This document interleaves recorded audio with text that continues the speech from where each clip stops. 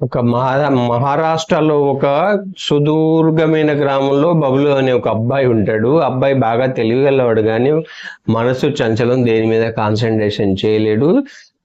వాళ్ళ బంధువులు, వాళ్ళ అమ్మ నాన్న చెప్పి చెప్పి అలసిపోయిన తర్వాత వాడు వినడు.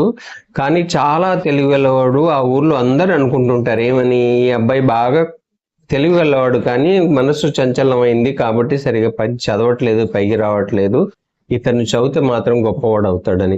ఇలా చెప్పిన తర్వాత ఒక రోజు ఆ గ్రామానికి ఒక సాధువు వస్తాడు. సాధువుతో ఈ అబ్బాయిని పరిచయం చేసి, ఏమంటే ఈ ప్రాబ్లం ఉంది, వీడేం చదవట్లేదు కానీ తెలివిగలవాడు అన్నప్పుడు, ఆ సాధువు ఒక రోజు నా దగ్గరికి పంపించినప్పుడు మాత్రం నాకు ఒక గ్లాసులో పాలు ఫుల్గా వేసి పంపించండి అంటారు. వాళ్ళేమో పాలు తాగిస్తాడు, మంత్రం వేస్తాడు అనుకుంటారు. కానీ నెక్స్ట్ డే వెళ్ళినప్పుడు సాధువు దగ్గరికి ఆ గ్లాస్లో పాలు ఫుల్గా తీసుకెళ్ళి బబ్బులు వెళ్ళినప్పుడు అంటారు, నువ్వు ఈ గ్లాస్ పట్టుకొని ఒక్క డ్రాప్ కూడా కింద పడకుండా నువ్వు ఊరంతా తిరిగిరా అంటారు.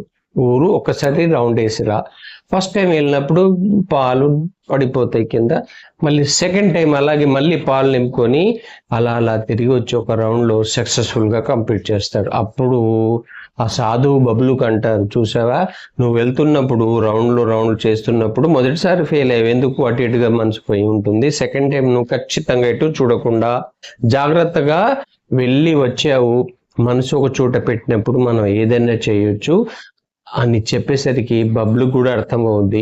ఎన్ని డిస్ట్రాక్షన్స్ వచ్చినా ఆయన అదన్నీ మర్చిపోయి బాగా చదివి ఆ ఊర్లో బాగా పెద్ద ఉద్యోగం చేసి ఊరికి వచ్చినప్పుడు అందరూ ఆయన్ని ప్రశంసిస్తారు.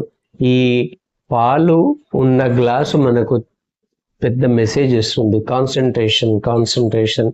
మనం ఒక పనిని చేయాలన్నప్పుడు ఎన్ని డిస్ట్రాక్షన్స్ ఉన్నా మనం తల తిప్పకుండా, మనసు పోనివ్వకుండా ఉంటే మనం తప్పనిసరిగా పెద్ద పనులు కూడా సాధించవచ్చు, కాన్సన్ట్రేషన్ పెంచుకోవచ్చు. మరి మీరేమనుకుంటారో కామెంట్స్లో చెప్పండి. చాలా మంది వ్యూస్ చూస్తున్నారు, చాలా మంది ప్రేక్షకులు చూస్తున్నారు. Thank you so much. చాలా ఎంకరేజ్మెంట్ ఇస్తున్నారు, కానీ ఇంకా చాలా మంది చూస్తున్నారు, సబ్స్క్రైబ్ చేయట్లేదు. మీకు వీడియో నచ్చినట్టయితే తప్పనిసరిగా సబ్స్క్రైబ్ చేయండి. Thank you.